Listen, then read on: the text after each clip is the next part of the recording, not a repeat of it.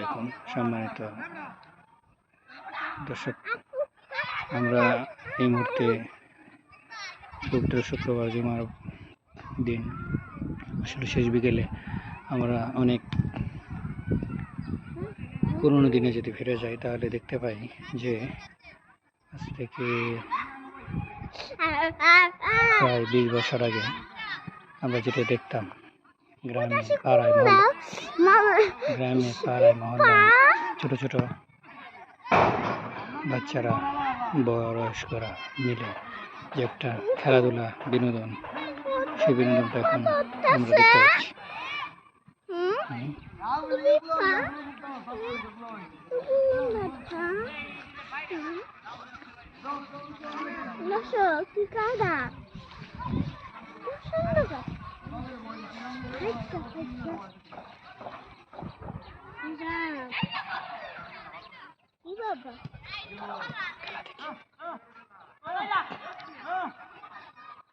আমরা দেখছি ফুটবল একটা বিনোদন, যা শারীরিক